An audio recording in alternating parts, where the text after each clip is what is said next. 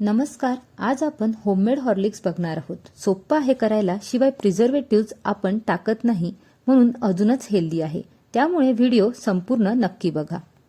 सुरुवातीला 2 वाटी गहू घेतले, ते 2-3दा स्वच्छ धुवायचे आणि गहू बुडतील इतकं पाणी टाकायचं. पाणी टाकून 12 तास याला भिजवायचं. तुम्ही ओव्हरनाईट ठेवू शकता. 12 तास झालेले आहे. पाणी काढून निथळायला ठेवून द्यायचं. 10-15 मिनिटं याला ठेवायचं.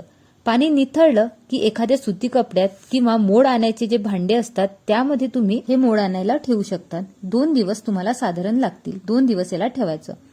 मोड आणण्यासाठी तुम्हाला एखादा दिवस कमी जास्त लागू. 2 दिवसानंतर याला व्यवस्थित असं मोड आले. आता मात्र याला फॅन खाली किंवा उन्हात 1 ते 2 तास वाळवून घ्यायचं. मुख्य म्हणजे यातलं मॉइश्चर काढून घ्यायचं आहे. साधारण 2 तास उन्हात वाळवलं आहे आणि मॉइश्चर पण निघून गेलं आहे. याला मंद आचेवर एक साधारण 7 ते 8 मिनिटं भाजून घ्यायचं, सतत हलवत. 8 ते 10 मिनिटं झाली आहे. नीट भाजल्या गेला आहे. हलका रंग सुद्धा बदलला आहे. या स्टेजला राहिलेलं मॉइश्चर सुद्धा निघून जातं. गॅस बंद करून संपूर्ण थंड करून घ्यायचं. आता एका बाजूला पाववाटी किंवा 10 ते 12 शेंगदाणे मुलांच्या किंवा तुमच्या आवडीने घ्या. स्किप केलं तरी चालते, पण शेंगदाण्याने आयर्न भेटते, त्यामुळे थोडं तरी टाकावे. 10 ते 12 बदाम, थोडे काजू टाकून भाजून घ्यायचे. तुमच्या आवडीने तुम्ही ड्रायफ्रुट्स आणि मखाना सुद्धा भाजून टाकू. हे जिन्नस भाजून झाले आहेत, थंड करून घ्यायचे. गहू सुद्धा थंड झाले आहे, तर याला तुम्ही डब्यात ठेवू शकता. जेव्हा वाटलं तेव्हा काढून हॉर्लिक्स तयार करू शकता. हे बरंच काळ टिकतं. मिक्सरला थोडं थोडं करत फिरवून घ्या. पहिले पल्स मोडवर फिरवा, मग तुम्ही व्यवस्थित ग्राइंड करून घ्या. बघू शकता अजून ग्राइंड करायची गरज आहे. नंतर मैदा गाळायच्या गाळणीने याला गाळून घ्यायचं. जो जाडसर भाग आहे तो मिक्सरला फिरवून एकदा परत गाळून घ्यायचा. नंतरचा जो जाडसर भाग आहे, जो बारीक होत नाहीये, तो चपातीच्या पिठासाठी जे दळून आणणारं गहू आहे त्याच्यात टाकू शकता. आता एक इम्पॉर्टंट टिप किंवा प्रश्न, जर शेंगदाण्याला तेल सुटलं तर काय करायचं? त्यासाठी एक खलबत्त्या किंवा प्लास्टिक बॅगमध्ये थोडं थोडं कुटून घ्यायचं, म्हणजे मिक्सरमध्ये टाकल्यावर तेल रिलीज होत नाही.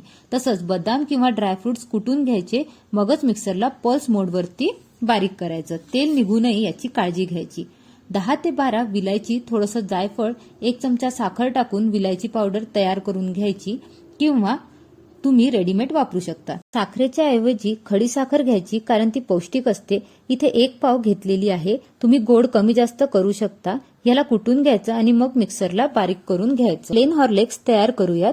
आता बारीक करून गाळून घेतलेले गव्हाच्या पिठात हे सगळे जिन्नस टाकायचे आहेत. नंतर जो जाडसर भाग आहे त्यासाठी आपल्याला गाळून घ्यायचं आहे आणि मिक्सरला तुम्ही फिरवून घ्या. ह्यात आता 1 वाटी मिल्क पावडर टाकायचं. तुम्ही कमी जास्त टाकू शकता. मिल्क पावडर टाकल्याने चव छान लागते, आणि जर तुम्ही जास्त टाकली तर ट्रॅव्हलिंगमध्ये तुम्हाला गरम पाण्यामध्ये हे हॉर्लिक्स टाकलं तरी टेन्शन राहत नाही.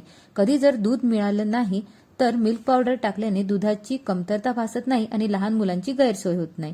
एका एअरटाईट कंटेनरमध्ये याला भरून ठेवायचं. प्लेन हॉर्लिक्स तयार आहे. आता चॉकलेट हॉर्लिक्स बनवूयात. या मिश्रणातल्या अर्ध्या मिश्रणामध्ये अर्ध्या वाटी किंवा पाव वाटी मिल्क पावडर टाकायचं आणि 5 ते 6 चमचे इथे आपण कोको पावडर टाकायचं आणि गाळून घ्यायचं. याला सुद्धा एअरटाईट कंटेनरमध्ये व्यवस्थित भरून ठेवायचं.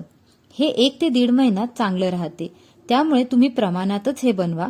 हे हॉर्लिक्स मोठे सुद्धा पिऊ शकता. शिवाय हे हेल्दी आहे आणि प्रिझर्वेटिव्ह सुद्धा नाही आहे. गरम दुधामध्ये 1 चमचा किंवा कमी जास्त तुमच्या आवडीने तुम्ही टाकून याला मुलांना आणि स्वतः सुद्धा पिऊ शकता. तुम्ही ही रेसिपी नक्की ट्राय करा. व्हिडिओ आवडला तर लाईक, शेअर आणि सबस्क्राईब नक्की करा. नमस्कार.